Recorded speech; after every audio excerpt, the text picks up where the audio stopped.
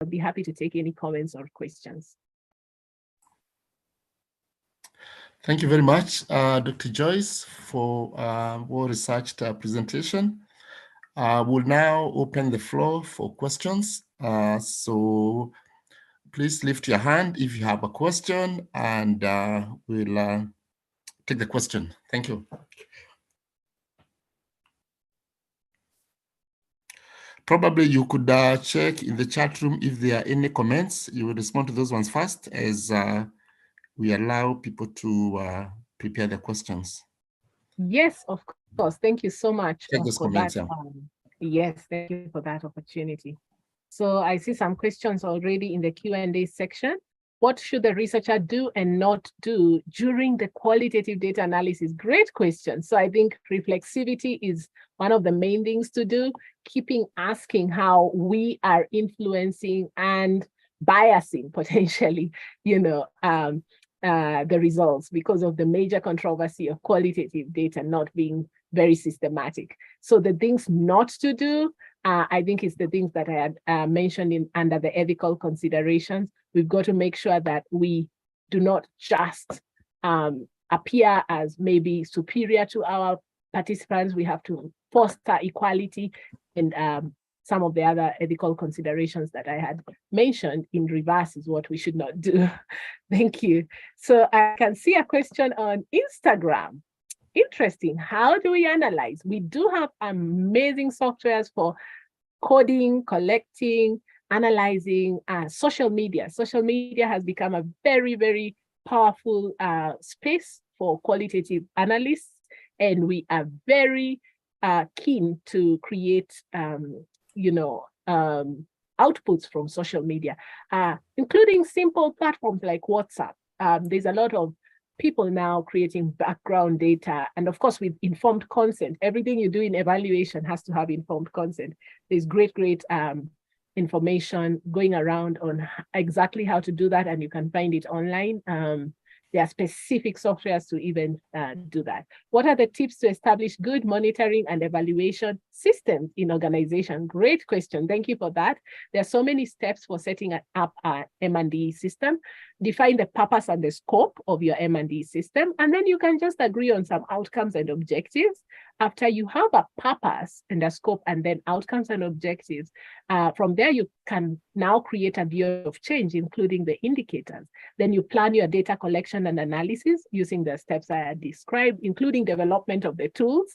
And I described different methods and tools you could use. And then, of course, plan the organization of the data.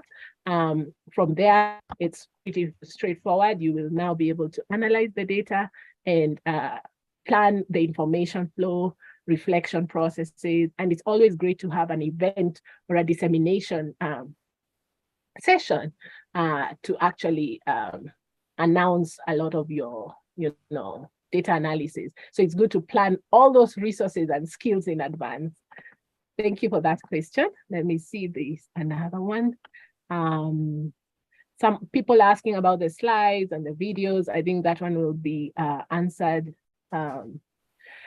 So enlightening. I wish to ask if there are free softwares to analyze qualitative data. Yes, I had mentioned a couple that are free, and you can find a lot of the information online. I've even given some websites. So Target is one that's free. Most, though, are behind a paywall, and also our licensed developers are very, very clever. They always add new versions and increase the price every year. So the more sophisticated ones that will help you more are behind a paywall. You have to pay for those annually. Thank you. How do we analyze FGD results? Great question. So for focus group discussions, we particularly will be looking at the nuances in the interactions. And of course, for analysis, it's just like any other qualitative analysis. We arrange them, we code, and then it can be quite complex because it involves both the verbal content as well as the non-verbal communication. And still, we still find that a lot of focus group data is often under-analyzed. So you don't just report the emerging themes, which is what most of us are doing, and the coding frequency. We also need to analyze, all the sub or what we call paralanguage arms, all the arms and the R's, and, you know, identify quotes and encapsulate these themes and traits. So, you know, nothing tells a story like dialogue. So it's always good to draw a distinction between, you know, general trends and unique but significant, what we call outlier responses. So those are some of the techniques for analyzing FGDs. Oh, there are more questions now. Thank you. Is your institution offering training? Yes, I do train on data analysis softwares. Also, Strategia Netherlands has a wonderful M&E program on the same. What types of methods would you recommend to measure impact? I think I mentioned I mentioned about 6 methods for analyzing qualitative data to measure the process. Okay. Can we conduct baseline survey without qualitative data collection? Yes, of course you can. You can do baseline surveys using different other methods, questionnaires and things like that. The advantage of qualitative methods for baseline surveys is you're breaking ground. Qualitative methods allow you to break ground and explore why and how very beautifully.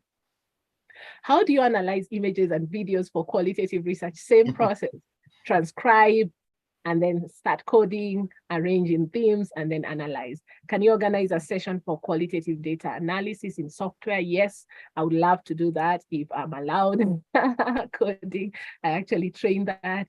Any software for qualitative analysis? We mentioned very many. I don't know if you're coming in right now, Abdul. Is qualitative data good enough to make inferences about a population? No, it's not. That's one of the drawbacks. It's not generalizable. Thank you. I think I have tackled all the questions. And how do you transcribe the image as people will interpret the image differently? You use a coding summary. You kind of come up with like an a priori type of a code book. So you have to have a code book and do that. How to code the information, any references? Is ODK and Kobo Collect good for collecting qualitative data? Yes, it is. So wonderful.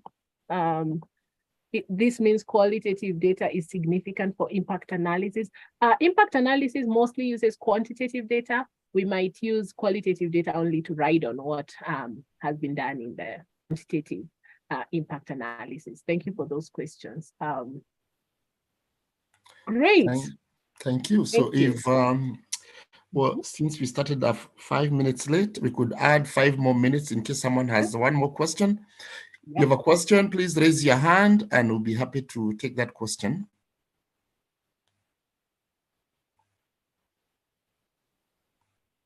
Please raise your hand if you have a question and we can give you the floor.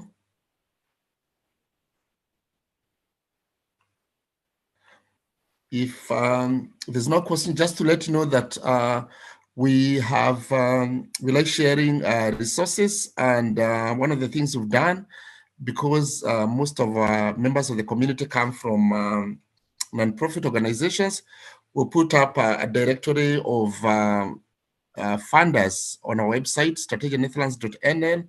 Please visit the site. You can download the 2 directories, and there's also a link there for funds for NGOs, including financing for scholarships for training opportunities here in the Netherlands and globally. So check them out in case you're looking for scholarships for training. And thank you very much. I think if there are no more questions, let me give this chance to Ruth. Is it Ruth or Janet, to quickly talk about the opportunity for training that Strategia Netherlands is offering. Then I will invite, I think we take 5 minutes break, adult learning methodologies, and then we'll invite Beth Gashura to talk about conflict management and mediation. So Ruth, who is coming next? Ruth or Janet, please, the floor is yours. 5 minutes, and then we take a break, 5 minutes break, and then Beth will come in. Hello everyone, my name is Janet. I'm the training manager for Strategia Netherlands, and I'm going to be sharing my screen.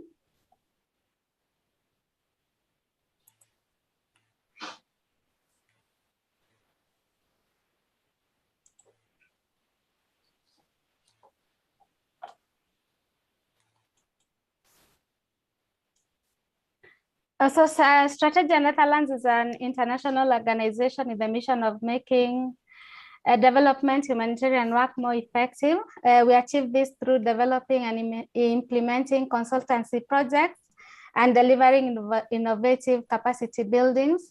Our clients include individuals and also United Nations agencies, governments, and non-governmental organizations. We have held trainings for key development partners in countries such as Sudan, Ethiopia, Kenya, Afghanistan, Libya, Uganda, Tanzania, Senegal, Ivory Coast. We have clients from around the world. We have trained over 10,000 professionals in developing thematic areas of development. Now we offer courses that various courses, and these are in several categories, namely certificates, diplomas, postgraduate diplomas, and short courses. And we also have on-site open workshops, which are usually held in Rotterdam, Netherlands, which usually last for about 4 to 5 days. These are face-to-face workshops which happen in Rotterdam, Netherlands.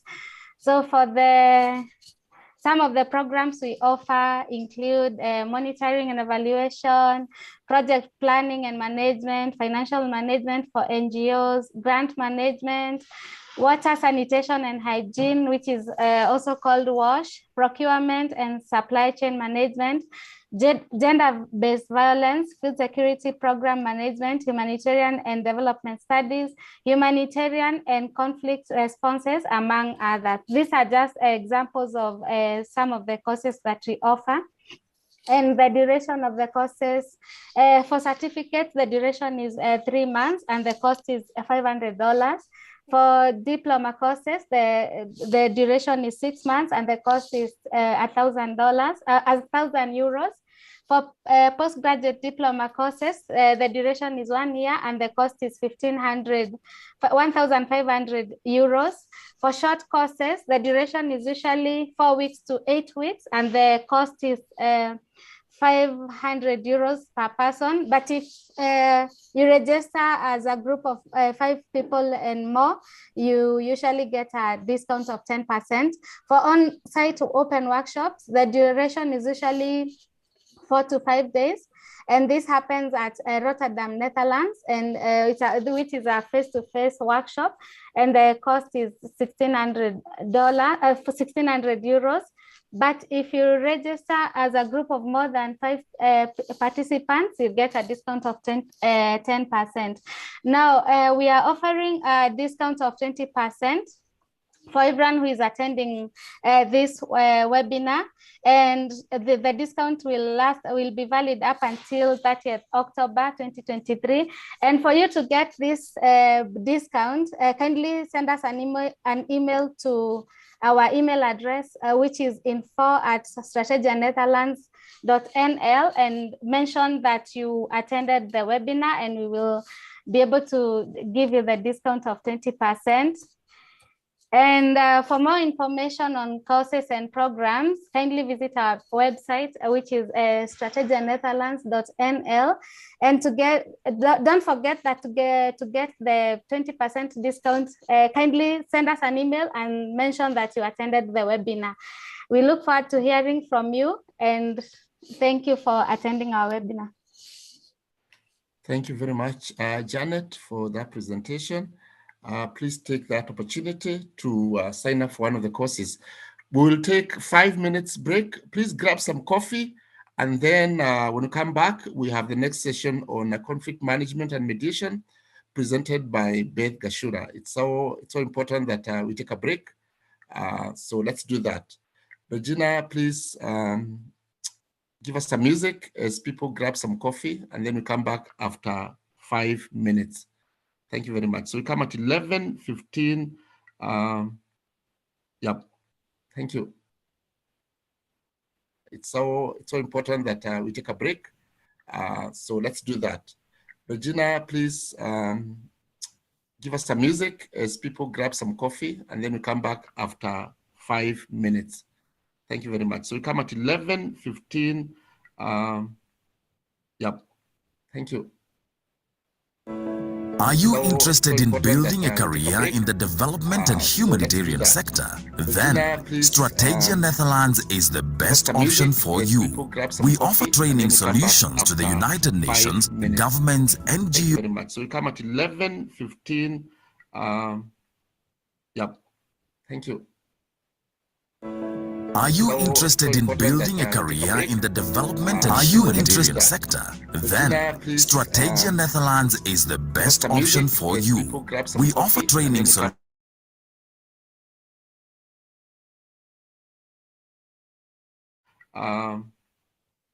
Yep. Thank you. Are you interested in building a career in the development and humanitarian sector? Strategia Netherlands is the best option for you. We offer training solutions to the United Nations, governments, NGOs, and other development organizations worldwide. Make your online application now for Diploma in Monitoring and Evaluation, Diploma in Management and Humanitarian and Conflict Management, Diploma in Disaster Management, Diploma in Water Sanitation and Hygiene to the United Nations, governments, NGOs, and other development organizations. The cost for diploma courses, make your online application now. Postgraduate courses, Diploma in Monitoring and Evaluation, Diploma in Management, Diploma in Conflict Management,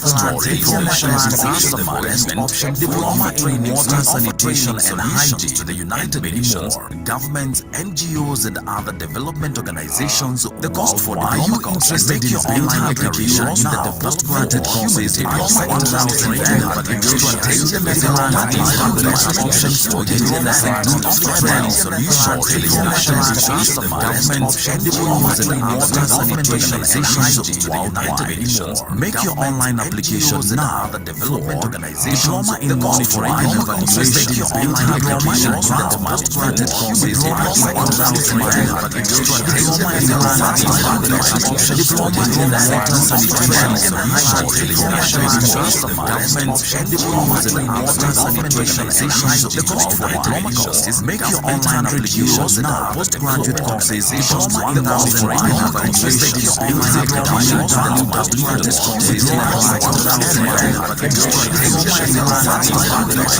Diploma in Water Sanitation and Hygiene, governments, NGOs, and other development organizations. The cost for diploma courses, make your online application now. Postgraduate courses, interested in monitoring and evaluation,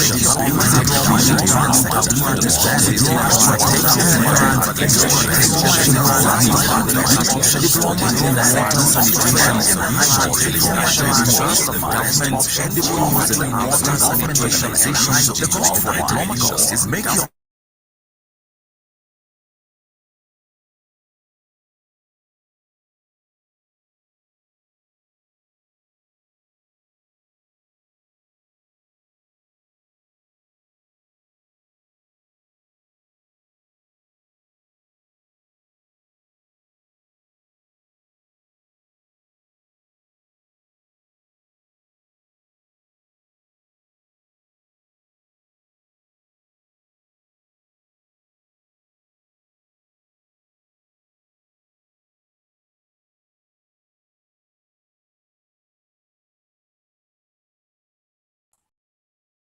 All right, we are back again for the last session on conflict management and mediation. And I'd like to invite Beth Gashura, who is a mediation expert, to present, and our colleague Ruth will moderate the session. So Ruth, please take the floor and introduce Beth. Thank you.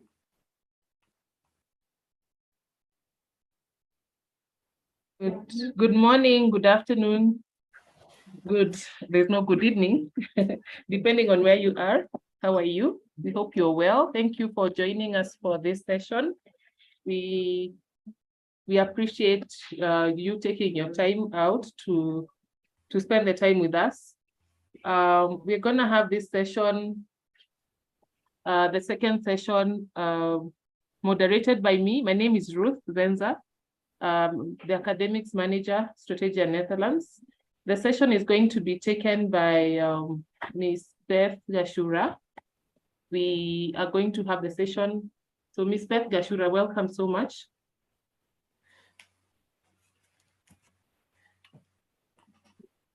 Beth? Beth, if you can hear me.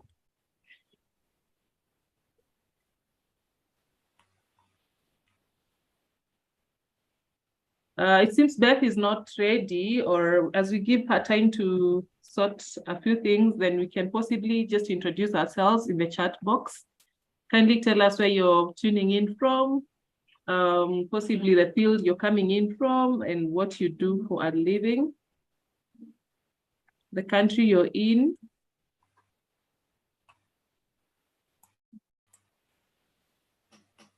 I see Karanja from Kenya. He's a data analyst. Welcome so much, Karanja. Thank you so much.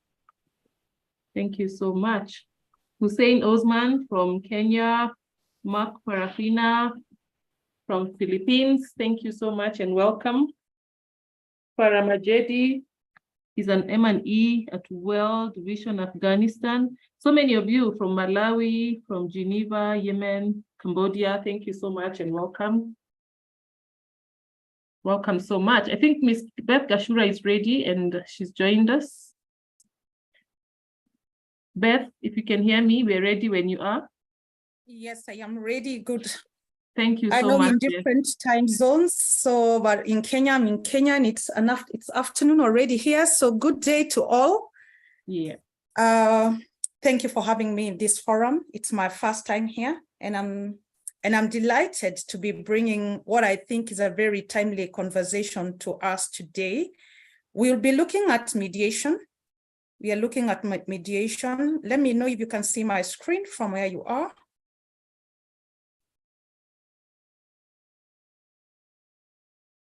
Can you see my screen? Yes, Beth, you can see your screen. All right. I can see the screen. Okay. Thank you. Thank you so much. So I'm sorry, my video for some reason, my video is not coming on my camera, seems to have a problem, but I've logged in with another gadget that shows my photo. My deepest apologies and sincere apologies about this hitch. So as I've just mentioned, today we are focusing on mediation as a catalyst of humanitarian principles. I do understand that we are drawn, or most of us are drawn from the humanitarian area background. And so we'll be looking at mediation as an ADR, as a source of, or a mechanism of resolving conflict and disputes. This is a very interesting conversation. And from how I want us to approach, the approach I want us today is probably provoke your thoughts and your actions to appreciate the role you play. And because you could apply this in one time or another, you could be the mediator in your workplace and in the different communities that you serve across the globe. I know we are coming from different regions, different countries, and this is a conversation that we possibly we are going to take it further from here. It's the first series on a webinar series. We hope to have other sessions coming after today to delve deeper, because there are short time, we have about an hour or so, might not be enough for us to clearly do a deep dive into the subject of mediation. So in this session, I thought for us to create context, we need to look at conflict and understand conflict as a barrier. Conflict is a barrier to many things. It's a barrier to communication. It's a barrier to development. And then we'll also look at what is mediation as an ADR. I'll explain shortly what ADR is. We'll also look at the mediation process and how to prepare for it. And then we'll also look at the role of the mediator. And from that, then we'll ask ourselves, what are the next steps? And then we can close the session. I do believe you're going to have an interesting session. And so from wherever you are, once again, karibuni sana, that's how we say it in Kenya. And welcome to this session. I'm looking forward to engaging with all of us in this session. And so to start us off, I want you to look at your screen and you tell me, what do you see? What do you see happening on that screen? So let me look at what your responses will be. I'm looking at your screen. Tell me, what do you see? Someone says perspective. I'm assuming Mohammed says a perspective. Let me see. What do you understand? What do you see from my screen? Let's keep this fast and going because we don't have so much time. Doesn't have to be. There's no right or wrong answer. Yeah, giraffe drawing. What it is seeing only. Someone else is seeing a painter. Excellent. A giraffe drawing a hat. That's what you see. Hussein sees a giraffe and a lady. Rahila sees giraffe, 2 circles, giraffe painting, point of view, one side visualization, maybe two more, and to see. I see someone say they see giraffe admiring a lady. Yeah, that's what they see. The giraffe is admiring a lady. A giraffe drawing a lady, how the giraffe is looking at the lady, a painter who sees a prospect. Now, from that already, what does it tell you? We see different things. When we look at this, we don't see the same thing. And so that it is what is introducing a conflict. This picture gives us a very good foundation as I bring in what conflict is. Because conflict is basically two people or more than two people, the way they see something, the way they perceive, the way you feel. It's very different from the way someone else sees, the way someone else sees. So this is a giraffe. The giraffe was given one thing to draw this lady, but from the giraffe's perspective, they drew something like 2 circles. And so then the next question I'm going to ask to us, still on the same image, was the giraffe right or wrong? The giraffe was meant to draw the lady, and we all can see the lady. She's wearing a beautiful hat. But the giraffe drew like those 2 round circles. What would you say? Was the giraffe right or was the giraffe wrong? The Juma says absolutely right, correct. Giraffe is only seeing an umbrella, wrong. Someone else says wrong, right. Right. And maybe you can defend your right. Why do you think the giraffe is right or wrong? If I was just to ask us very briefly in 2 words, or a sentence, why are you saying right? He's right from his point. Okay, it's moving quite fast. The comments are moving fast and furious. He managed to draw what he can see. I like that. It was right as I was drawing an aerial, or sorry, right because of what it is seeing. That is how he understood. Right because of what it can see, yeah, based only on what it sees, right because of the position. All right, we will move on. And that is again how it is with conflict. The giraffe drew what he can see, but does that make it right? Of course, what he could see was just the heart, maybe from an aerial perspective, but there was a lady. And so the giraffe is neither right or wrong, but that is how in conflict, anytime you have an issue, it all depends on what you see. And you could be completely right from what you see, but does that mean does that mean you can see the complete picture? So moving on, conflict is usually likened a lot with an iceberg, because with an iceberg, what we see is the tip of an iceberg, but underneath the iceberg is a real thing, a lot that we do not see. Look at that iceberg on your screen. It is that is how conflict is. When it comes to conflict, as conflict, it's likened to an iceberg, and what we see is the event. All right, but being underneath, below that, is perceptions, because all of us have different perceptions. Below conflict is usually attitudes, values, culture, interests, gender, even gender. Do you agree that even gender causes us to see things differently? Sometimes our communication style is not the same. Our feelings dictate or they inform what we see, depending on what are you feeling it. Our needs too, they tend to dictate what we see, and also our moods, our expectations, and especially now bringing it closer to where you guys are and where you serve in different communities. Some people feel the expectations aren't met, and so those expectations, being met or not being met, it brings but I mean, it gives birth to conflict. Assumptions, and we have most of them, what we call bias. Every one of us here has our own bias and our own lens from how we see and interpret things that we see. From that picture already, you can tell we all see different things, we interpret different things. Our suspicions, and may I add also threats. I could have I could be perceiving threats of one kind, whether they are real or not, as long as I am suspicious or you are suspicious, then this gives birth to conflict, all right? We will move a bit fast, and if I'm very fast, also feel free to tell me to slow down. I tend to be a very fast speaker. So what is conflict? So we have those two guys in there, you see conflict, and maybe in your own language. Also, what do you understand conflict to be? Conflict is basically anytime two or more people have a different view, a different opinion, a different ideas or even wants concerning anything. Conflict is everywhere. It is with us at home. It is with us in our workplaces, in your office, in your community, in nation, and even globally, we have conflict.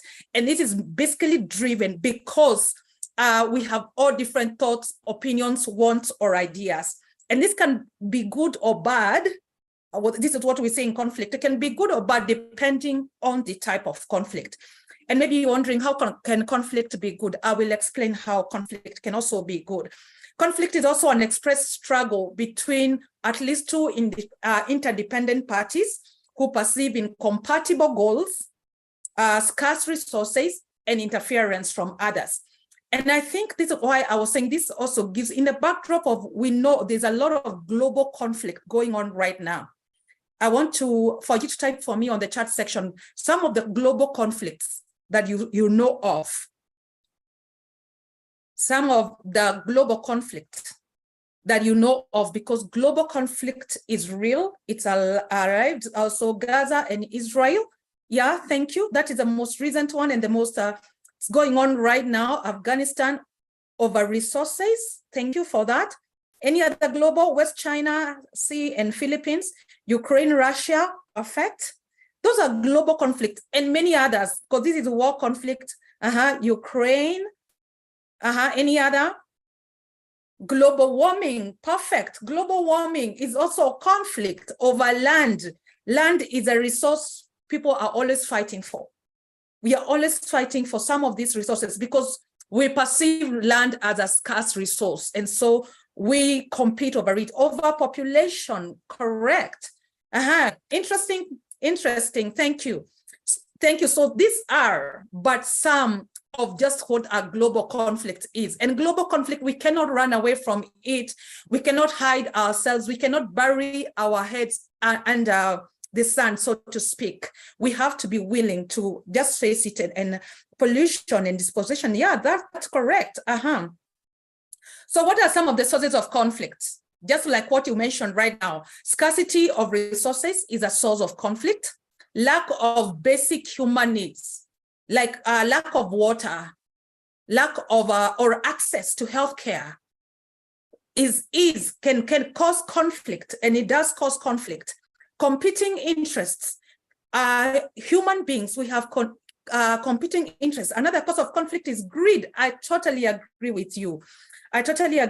Greed is a cause of conflict. We also say competing interests, because you're competing over these scarce resources. So this gives birth and it causes conflict. We also have existential threats and perceptions. I say some of the things we really fight about as human beings, as global citizens, some of them are just driven by perceptions, all right? Also establish internal expectations of one another that are not communicated. If you don't communicate your needs and you don't communicate your expectations, then this gives birth to conflict. Internal expectations of others not communicated, this gives birth to conflict. And the most basic thing is because different points of view. We are as many, how many of us are on this call right now? I don't know, but as many as we are on this call, every one of us have different attitudes, different points of view regarding many things. And so we can even right here, we could have conflict already going on. Yeah, and that is conflict, lack of humanity. Yeah, some people just lack humanity, the basic of it, and we cannot hide ourselves away from it. So what are the characteristics of conflict? Like it is going on in at the Middle East right now between Palestine and Israel. It is becoming destructive. A lot of people have been distracted across the world. This one global conflict, or even let's take it back, the war conflict between Russia and Ukraine, it distracts many, it distracts us from focusing on other issues. It can also be distraction of human life, distraction of resources, distraction of the things around us. And you see what is happening in there. And so when I said conflict can actually be destructive, it really is. You don't even have to look so far and wide. It is just right there before you. Conflict now, again, it can be hidden. Like I'm saying right here, maybe we already have conflict going on. Maybe since we began these webinars earlier, or even the session that was before mine as we began, or this morning, we've had conflict, and sometimes it can be hidden until sometimes it comes out, because it cannot be hidden for long. These are some, but some of the basic characteristics of conflict. And I say conflict management is a part of every leader's toolbox. And for us to be leaders, I believe all of us are leaders here, because we having a title or not having a title does not make you less of a leader. So conflict management is an issue and a skill and a competence that every one of us in today's world, if you Google, if you just even look at skills of the future, one of them that you'll need to, in the way, because our world has become very dynamic, disruptions everywhere.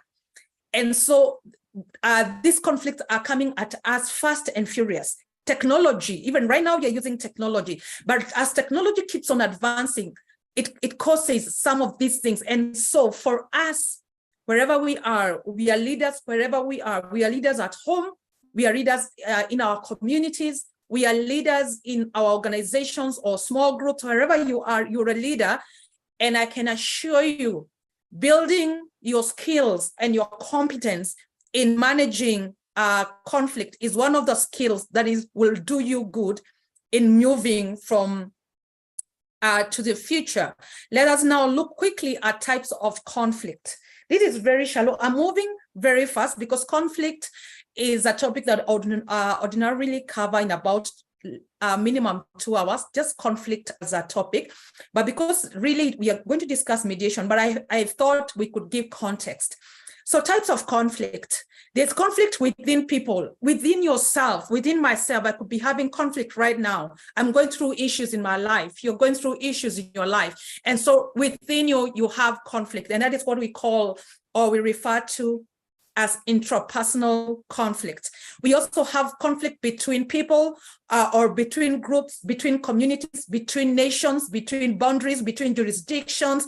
This is called it could be interpersonal, it could also be intergroup or between nations. Then we have conflict within groups or within communities. Even in your office, you have conflict going on right there. That is called intragroup conflict. Then between groups, bigger organizations, boundaries, and then we have, this is intergroup. These are types of conflict. Just one way of looking at types of conflict. All right. And so what are some of the styles when it comes to resolving conflict? I will just mention in passing again, because we could look at this and do a debate on every one of these. I'll try explain all of them. And in us handling conflict, some of us avoid. One of the styles of managing or resolving conflict is avoiding. Maybe you could tell me instances where we avoid conflict. Avoiding is basically, you don't want to look at it. You don't even want to recognize. You know it is there, but you don't want to deal with it. You don't want to face it. That is called avoiding. When you're avoiding conflict, you're avoiding an issue because maybe your personality, there are people who are, they say they're not antagonistic by nature. For them, it's relax and chill. They would rather not face an issue. And so what they do is or what we do, or even a nation could avoid. You just know it's there, but you're not even ready. You don't want to face it. That style is called avoiding. However, we say in conflict management that you can only avoid for some time. There's a way you cannot avoid conflict forever. If it is there, it will come and it will face you. So the faster you deal with conflict, we say the best day to ever handle conflict or face it is yesterday, and the next best day is today. So maybe in your organization, you have an issue and you can tell here, things are not going quite right. There's an issue. There's an issue in my office. There's an issue in my home or my community, but everyone is burying their heads under the sand and no one wants to look at it. I mean, that is avoidance, but you need to rise and say, guys, something is going on wrong here and we need to talk about it. The other style of conflict resolution, I said instances. I quickly, if you can give me instances or examples where you think we apply this style of dealing with conflict, the style of avoiding. Is there instances or examples you'd want to just mention where people practice, or where you have been or you have seen people do this kind of style? They just avoid conflict. They just avoid it. They don't want to face it. Someone says, we don't want to talk about the conflicts. Yeah, we don't want to talk about because, and that is an illusion really, a silent treatment between a wife and a husband, perfect. You know there's something wrong, a husband knows, but they don't want to look at it. In a workplace, that is very common in workplaces, because sometimes the culture in our workplaces and in our offices does not allow or does not encourage for people to confront conflict. Maintain work ethics at workplace. I agree with you, but that is usually very artificial. At some point, it does rear its ugly head, and then you have to face it. Between a supervisor and staff, many times, should be professional. Maybe you, I don't know. Yeah, in dealing with conflict at all times, we should keep it very professional. Within the community, neighborhood, you can avoid sexual abuses within families, that especially in African context.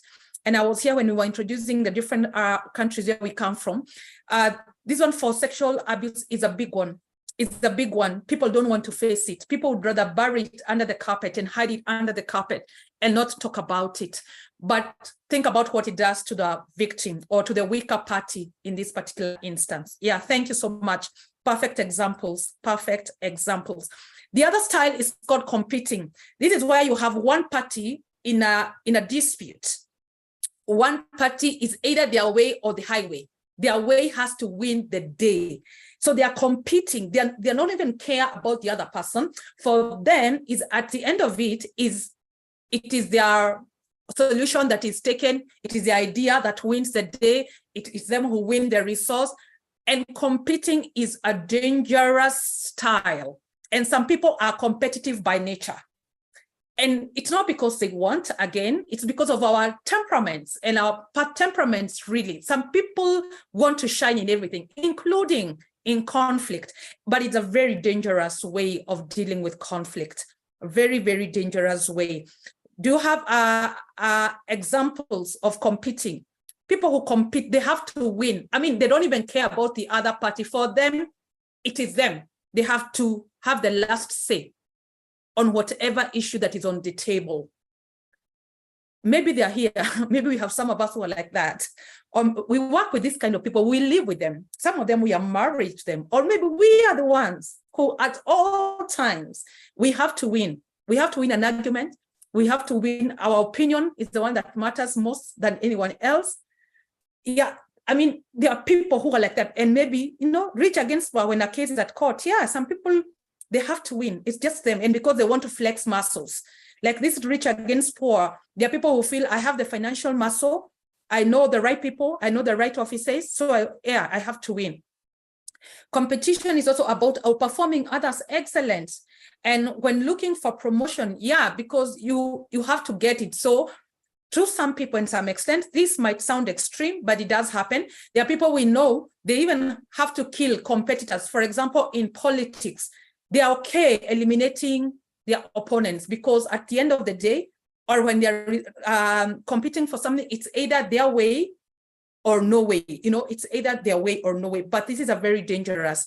And it's important for you to be self-aware what kind of a person you are. These are tests we usually do for you for it to reveal. There are some tests that we usually do for you to know yourself and to reveal what kind of styles you usually embrace.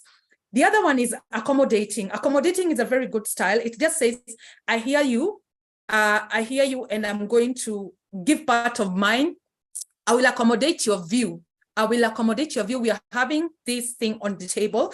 And so what I'll do is I will accommodate part of your view in resolving whatever conflict that is on the table. So accommodating is basically hearing others out and wanting to also see things from their side a bit.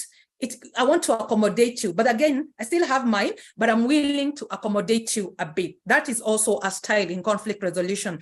The other one is compromising. Compromising is I'm willing to cede some ground. I am willing to cede some ground for you. I am willing to compromise this because I see the bigger picture, or I have an understanding of the bigger picture. And so I will compromise. We call it a lose-lose game in compromising. It's a lose-lose thing, you know. I'm willing to lose, the other party is willing to lose, and both of us meet at some point, maybe middle ground. If no one is winning, both of us are willing to lose, and the other to lose at some point so that we can move forward. It's a very, very, I encourage us for you when you're dealing with conflict, whether at home, or even in your workplace and in the communities you are coming from, try exercising compromise. It doesn't have to be your way always or the highway. Accommodate others and also compromise. The greatest of all the conflict resolution styles, the greatest of them, the holy grail of resolving conflict, we call it collaboration. And collaboration is we are working together. We are a team in resolving whatever matter is on the table. Whatever dispute that we are facing, it's on the table. Collaboration is actually how we should be moving forward in the future. Doesn't matter wherever you are. It doesn't matter the country you are, the jurisdiction where you are. Collaboration is the holy grail, and it should be that thing we all aim at, that we have a conflict, we have a dispute, but I'm willing to collaborate with you to work it out. Collaborate with you. So that is it in conflict resolution style. Again, we could do a deep dive on every one of these, giving examples. And we also have a test that we run on you. We ask questions, and the way you answer those questions reveals what kind of your personality you have when it comes to resolving conflict. I want to bring in a quote that I really love, and that says, resolving conflict is really about who is right. It is really about who is right. It is about acknowledgement and appreciation of differences. And it is one of the things, and perhaps one of the takeaways I would want for you to take away from this webinar today, as we are just laying a foundation. Most of the things I'm saying for today, being the first session in this webinar series, is most of the foundation, but it's one thing I would want for you to carry, is that resolving conflict is really about who is right. At home, at work, in your community, as a leader, it's not about who is right, but it's about acknowledging and appreciating that we all have differences. Okay, and now quickly, we move on to mediation. My time is really gone. Our time is moving quite fast. So quickly, we are going to look at, we're going to introduce mediation. As an ADR, we are going to look at mediation process and the role of a mediator. We will know who the mediator is, and we also look at the characteristics and benefits of mediation. Now, what do we mean by ADR? ADR is basically means alternative dispute resolution, and this basically means less formal ways, less expensive and less time consuming than a trial or than litigation, than going to court. That if I have an issue, we have a dispute with Mohammed, for example, with Osman, for example, and we have an issue on the table, instead of us going to court, because for many years, this was always the way, that we have a small dispute concerning anything, and so we rush to court. So alternative dispute resolution, or dispute mechanisms rather, is embracing other ways of resolving conflict and resolving disputes other than litigation. It covers many alternatives to traditional methods. It covers many alternatives and also traditional methods of resolving conflict or disputes. ADR, these mechanisms have been used as a tool in resolving workplace disputes arising from pure communication, maybe personality conflicts, because we have different personalities, and maybe alleged discrimination. So types of ADR quickly, I'm just mentioning them because of time. Number one is mediation, where our focus is on this series. Mediation, we have arbitration, conciliation, and also now we have the traditional methods that have been in existence for many years. They are very informal, but they have always been there because mediation in its way, how it works, it's not a new thing. Mediation is not new at all. It has worked in many setups across the globe. It has always worked. What would happen is that a community would have this one person who is like a respected person in the society, a respected person in the community, who would bring in two disputing parties and create an environment where they can have a discussion and resolve the conflict. So it has always been in existence. It's really not it's not a new concept. It's only that these days it is more structured. There are professional mediators who are treated their bodies that check characters of mediators. And so now it has become more structured, but it's really not a new thing. So what is mediation? I put a picture there because this is how you feel.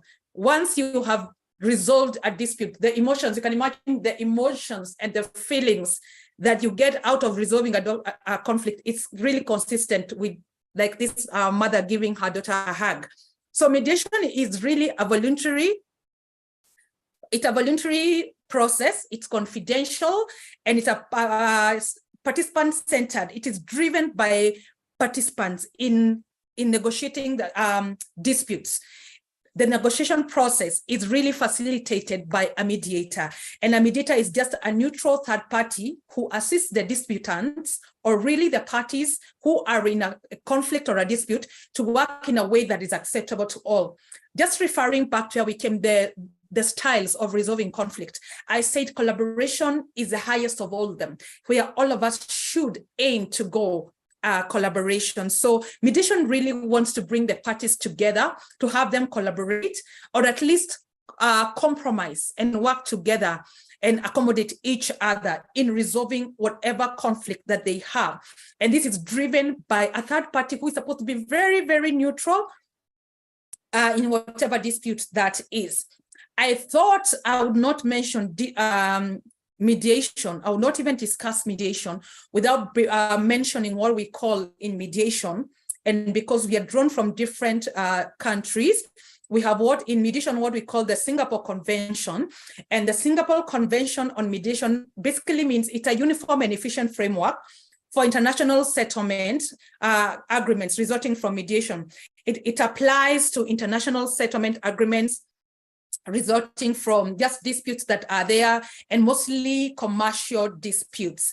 And this Singapore Convention was designed to serve an essential instrument. Just a second. I'm sorry,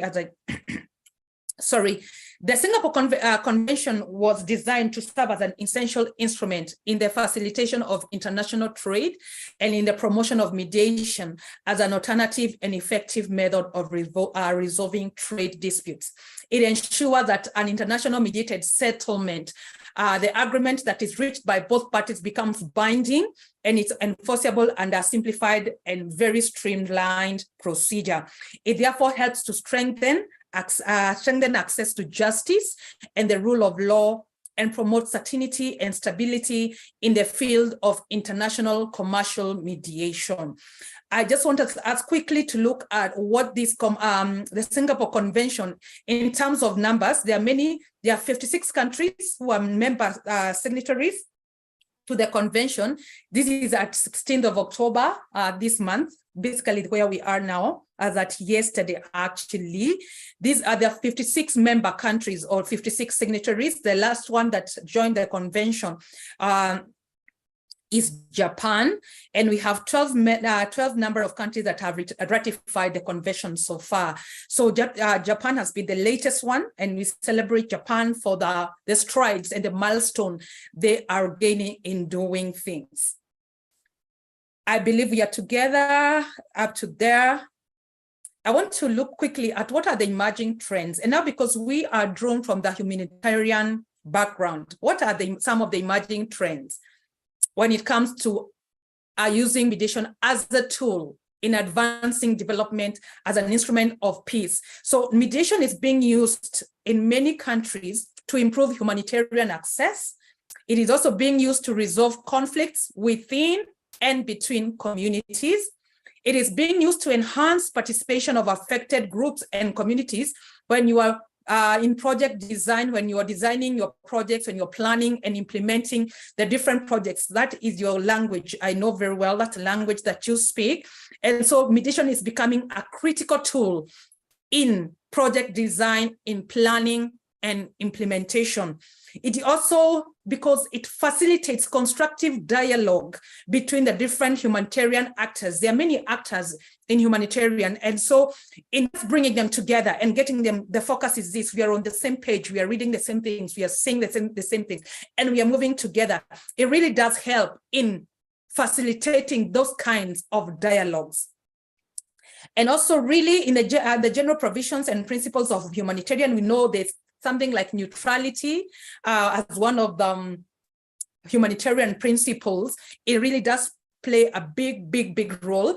And again, it's one of the skills that you may need to learn moving forward in your different roles. I know we are not all in roles that we maybe front-facing or customer-facing directly, so to say, but all of us need to have these skills. It could go a long way for us to realize the success of our different projects where we are. Mediation confronts humanitarian crisis with a range of ethical and logical questions. We are just ask ourselves, what are some ethical and logical questions? It is a critical tool in building and promoting peace. The word that is missing there is peace. Mediation has become a very critical tool in building, promoting, and promoting peace. Am I speaking so fast? Let me see some reactions from Am I speaking so fast?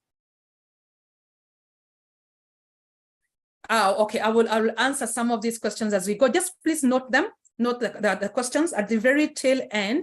We will look at this, all right? So let's look at just some and parts of the characteristics of mediation. Thank you all for your participation. I have a lot of pictorials because I speak for a living. I teach adults, and I know it's easy to drift. And right now, especially, you cannot see my face. Try not to drift. That I have a lot of pictorials. So characteristics of mediation. Our time is quite spent, so I'll highlight some of these. Mediation is really party-driven. As a mediator, my work, and because here we are talking about facilitative mediation, there are different kinds of mediation, but for the one that I'm bringing out and the one I'm speaking on today, the one I'm speaking to today is called facilitative mediation, whereby the mediator is a neutral third party bringing in different parties. There could be two or more parties and bringing them to converse. So the first characteristics of mediation, which is very important for you to note, it is entirely party-driven. It's entirely party-driven. The two parties are the ones who drive it. The mediator is for the mediator's work, which we'll see at the end. The role of mediator is just to facilitate. It's also a voluntary process. What we mean by that is that no one can coerce. You cannot coerce parties to come to mediation. A mediator could also be, it's very important I mention, a mediator could be a single person, like I am a mediator. A mediator could also be a country. For example, in the global conflict that is going on at the Middle East, we have already begun seeing some nations, some countries saying they are willing to be mediators. Even here in Africa, the crisis that has been there in Niger, for example, I heard that there's a country in Africa that has offered itself as a mediator in the ongoing crisis in the Ansar region of Africa. So it doesn't have to be a person really, it can be a legal entity that also drives the process of mediation. However, it is very voluntary. You cannot coerce parties to come to it. They must understand there's work that you do as a mediator to talk to them, but then you cannot coerce them to participate if they're not willing to do that. Mediation, by the way, by its characteristics, it's a very confidential process. In Kenya, for example, because the judicial system in Kenya has embraced mediation. And in fact, in Kenya, we have, and I know across many other countries, what is called the court annex mediation. So what happens is that all these civil disputes, other than criminal, the civil disputes that go to court, right now we have a registrar in mediation, a mediation registrar in the judicial system in Kenya. So what they do, they screen cases. And most of the cases are referred to mediation. Most of them, especially like succession cases, even cases to do with divorce, to do even with children custody, to do with commercial disputes, labor disputes. When they go to court, the court in Kenya system, I would speak for it because I know they screen, and a number of those cases, like more than half of those cases are referred first to go to mediation. So what the court does, the court appoints a mediator to listen to the matter, and whatever they agree, it's very, very confidential, so that even what they agree, what the two parties agree on mediation, it does not go back to the court to be discussed. It's a very confidential process. For us who are in private mediation, like myself, it's a very, very confidential purposes. Already, even in private mediation, whatever agreement the two parties or the more than two parties get to, we go and we file them to court. It's binding and it's enforceable by court, but I cannot tell the court, I cannot disclose to the court what the discussions were all around. I hope you understand me on that. So it's a very confidential process. It's very flexible, very, very flexible, as it is party driven. So it is very informal. It gives an informal, but has a lot and immense benefits that we'll be looking at later. And maybe I just could bring that on right now. What we call mediation ethics. My time is gone. We'll be wrapping up shortly. Again, I say, for today's webinar, we were just laying a foundation to create awareness of mediation as an alternative dispute resolution mechanism.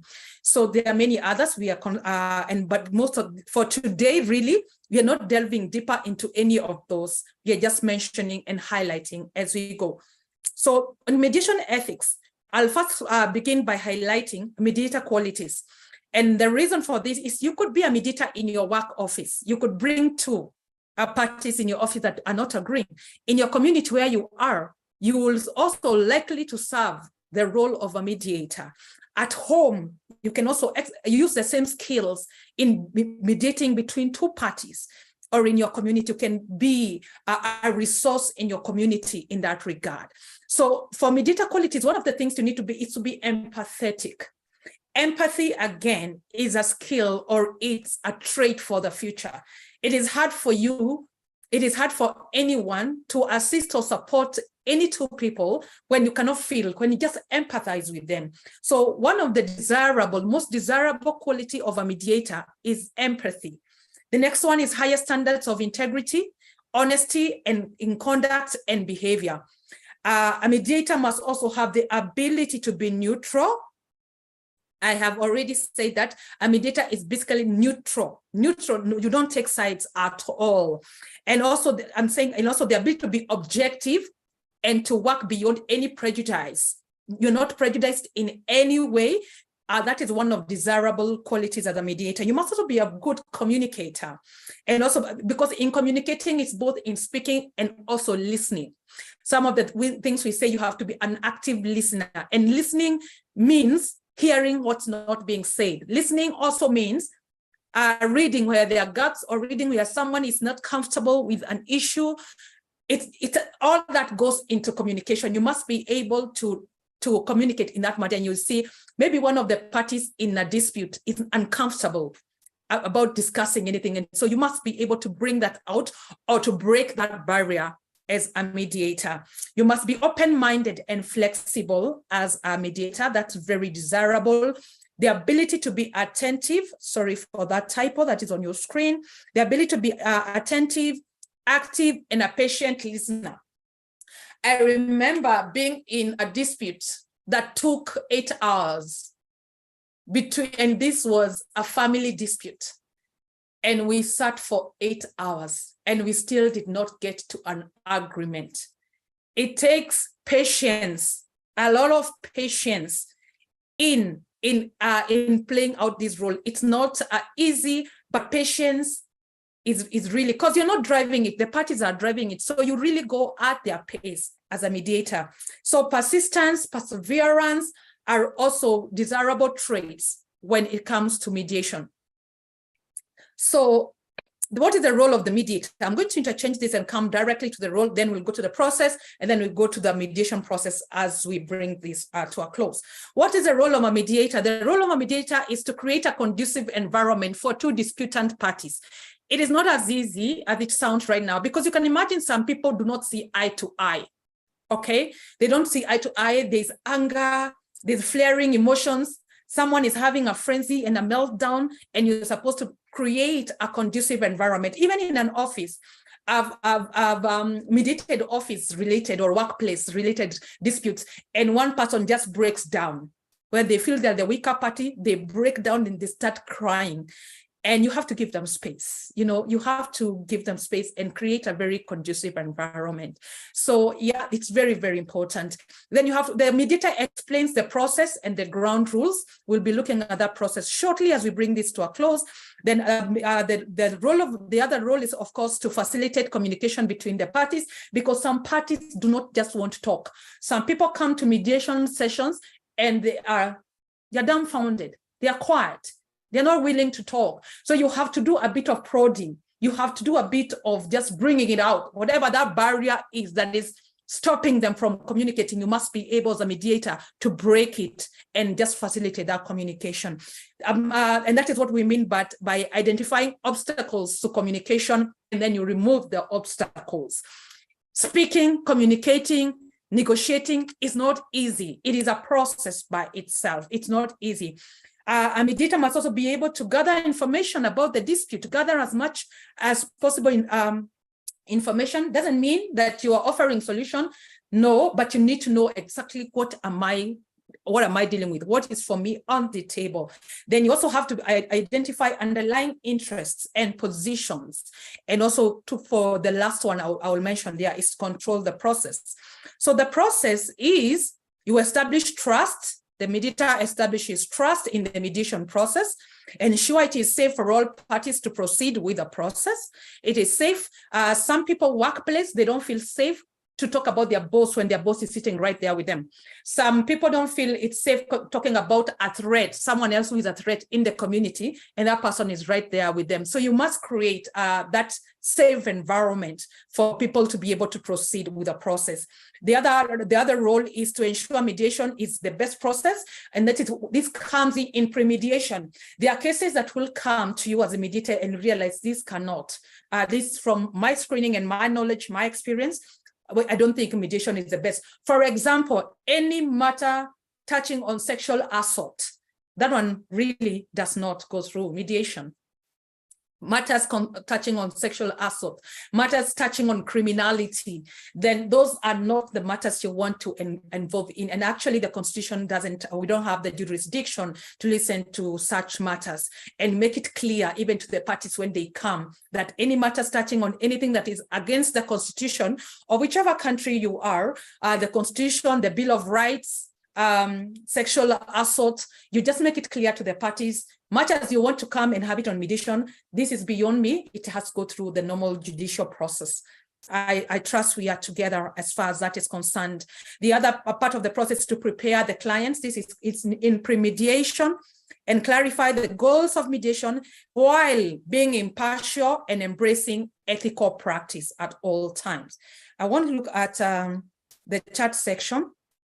What is coming in there? I know our time is really on. For my moderator, please feel free to stop me please feel free to stop me if my time is quite spent. So quickly, very, very quickly, I'll just highlight what we call the mediation process. The mediation process usually has 9 steps. The first step starts with the mediator's opening statement. They talk about all that I have mentioned. Then the parties also make their opening statements. After that, with the help of the mediator, the disputing parties come up with an agenda. And then the next stage is to explore each of the agenda. This is also, I could teach this mediation process in about 2 hours just by itself. So I'm just highlighting again. So exploration stage is where you go through the agenda one by one. And then after that, you explore the options, you generate options for each of the agenda. For the agenda, what's the way forward? There's something we call private sessions in mediation. This is whereby the mediator sits with the different parties separately without the other party. And the reason is to delve deeper and to understand why the party is taking the position they are taking. So the mediator takes each party equal time and then sit with them just to hear their viewpoint and just to listen to them. Those are called private sessions.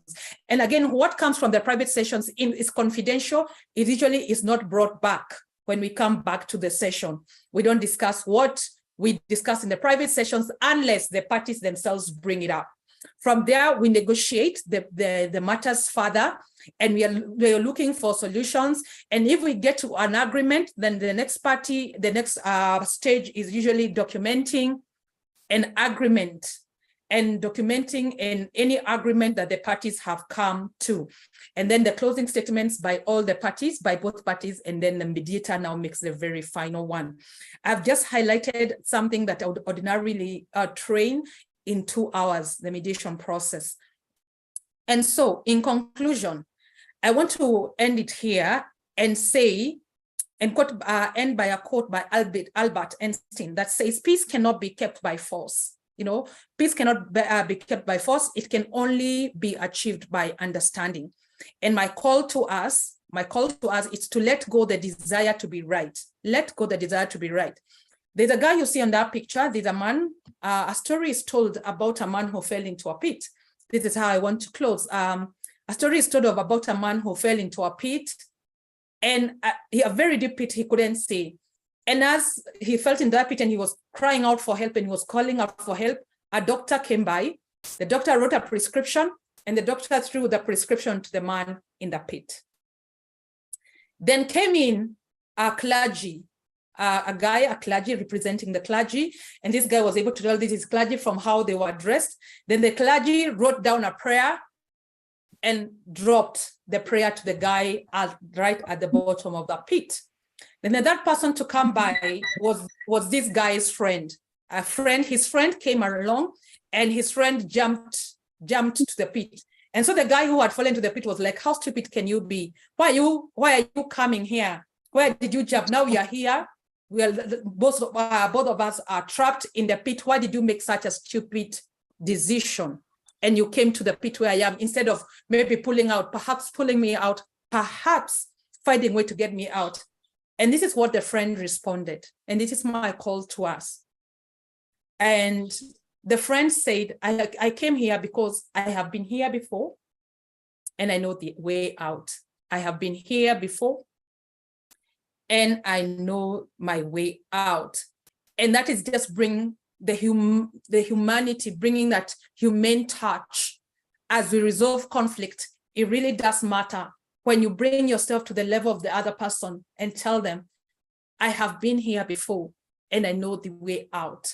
Just by offering support to these people, it does goes away. And that is empathy.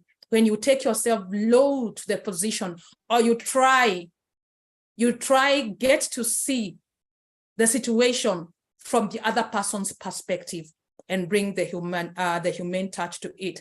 And so thank you. I think my time is gone. Thank you so much. It's been a pleasure being here. Thank you so much for that amazing presentation. Thank you so much. It's been quite informative, precise, just couldn't add anything. Thank you so much for your time. Maybe we can take more like 5 more questions before we close the session. You can take 5 more questions. Beth, if you're there, you can also take on the questions. If you still have any questions, we can take them. Any comments as we come to a close? Yeah? Any comments? I see John Kaunga. Gwe, thank you for the amazing presentation. Indeed, that was an amazing one. Quite informative. Any more questions? No hand is raised. No more questions. You can check the chat box for we have a discount running until 30th of October.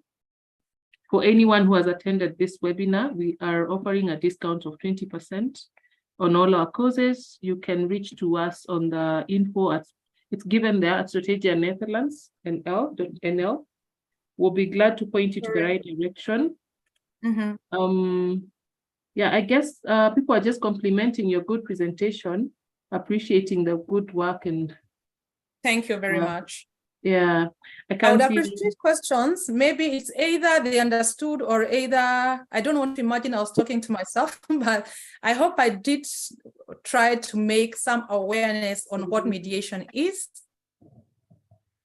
Thank you. Thank you so much. Thank you. Thank you. There's someone who had asked some questions right as we were beginning. I have lost because of the many comments that are coming through. If you're still here, the person who had sent the question. You can as well unmute and talk if you have a question. You don't have to chat it on the box. You can unmute yourself and just get the question verbally. We'll appreciate that as well.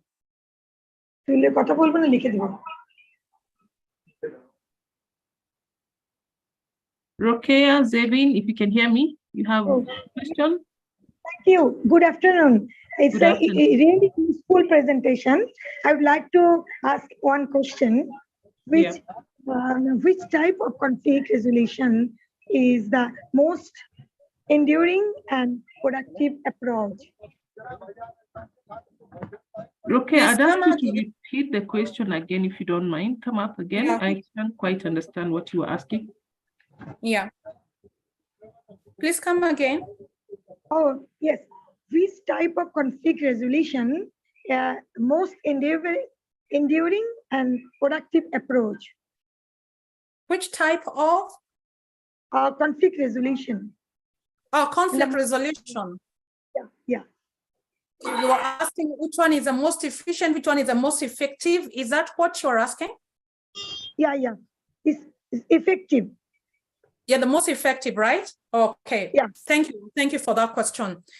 She's taking us back to the conflict resolution styles that I had mentioned earlier. And I did say that the holy grail, the highest level of it is collaboration. Collaboration is the most recommended way because collaboration basically invites the other party to work with you in resolving a dispute or resolving conflict. So it is not easy to get there. It's not easy. It doesn't work for all people, but especially in workplaces, or even in communities, and even nations, so to say, collaboration is the highest. It's the highest level. It's the most desired level of conflict resolution. Thank you. Thank you. Okay, thank you so much. Thank you, ma'am. You're welcome. Any other question? No, ma'am. No. Seems we don't have any question. Yeah? Hello, Mary's hand is up. Yes, Mary, you can hear me?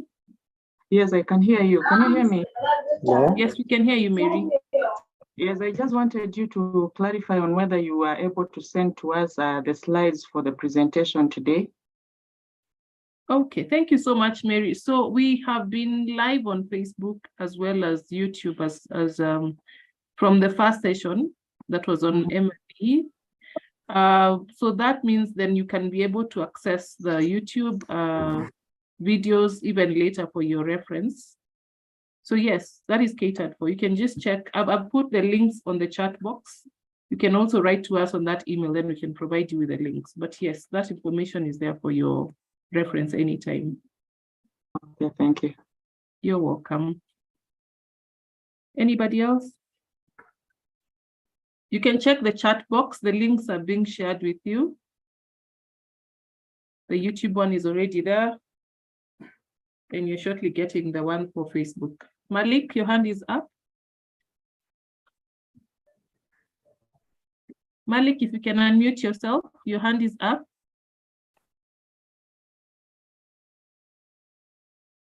Malik, can you hear me? Yeah, can you hear me? Yes, we can hear you, Malik. Kindly go on. Yeah. Yeah, I have one question. Thank you for your very informative presentation.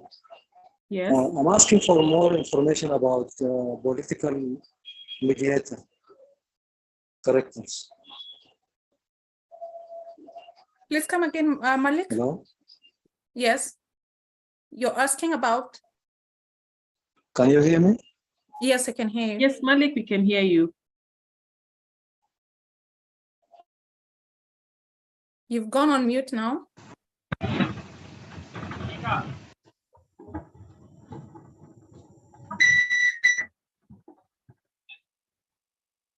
Or maybe you could also type, as you get openness, you could also type your question.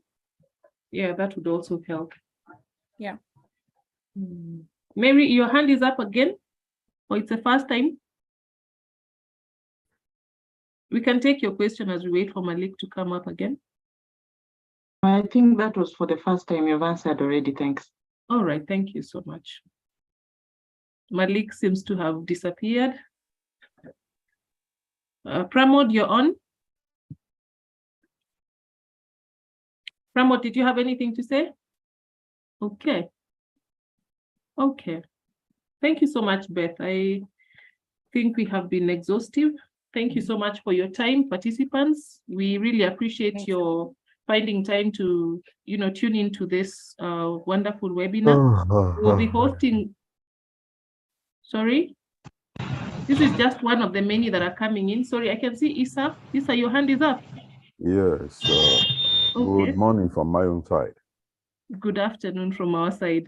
Okay, thank you very much. You're welcome. Thank you for that wonderful presentation. I just want to know the difference between accommodating and compromising, because I see a thin line between them. Okay. Hello? Yes, we had you. Beth is gonna take that question. You asked the difference between accommodating and compromising. Yes. Okay. We'll have Beth take that question. Pramod, you also have a question as we wait for Beth to come on? No, I think that's all. Yeah. Okay, then we can answer you, Isa. All right. Okay. They're actually very related, only that for compromise, it's in accommodating, you could have one party win, like I'm accommodating your view, or I'm accommodating your standpoint. That is accommodation. I'm accommodating you. We are two disputing parties, but in accommodating, one party accommodates the other. And so one party seems to win. But in compromising is that both of us, there's no win. It's a lose-lose. Both of us are ceding our ground. Both of us are accommodating each other, if I was to use the word accommodating. So it's not just one party in accommodating who is opening hands for the others, for the other party. In compromising, both parties cede ground and they meet in the middle ground. So there's no winner, or we call it's a lose-lose. I mean, there's no winner. It's just that each of the parties is willing to work with the other. Each of the parties, that is really basic. But also the line could be thin, depending on the dispute at hand.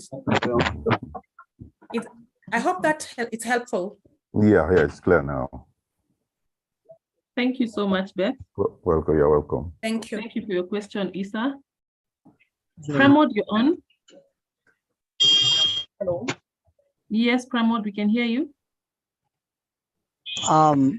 Ma'am, I'm Mr. Pramod Kumar.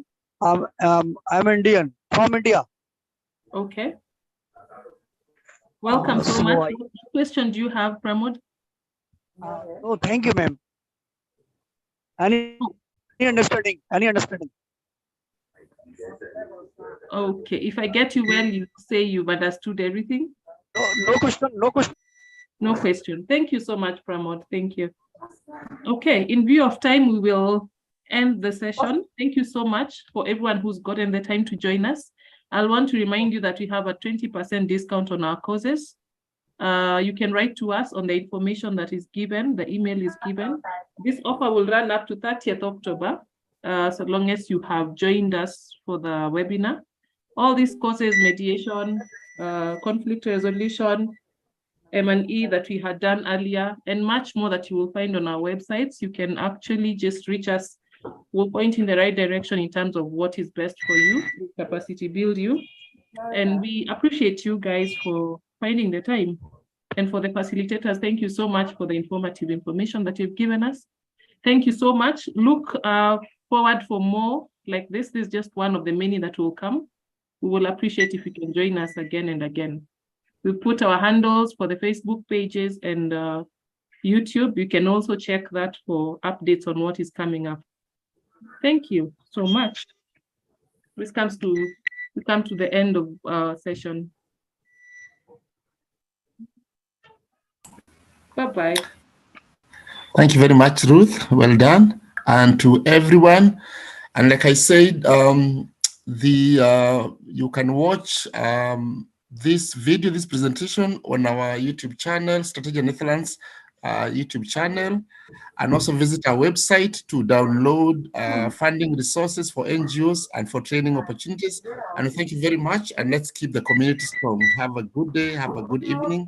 Good afternoon. Thank you.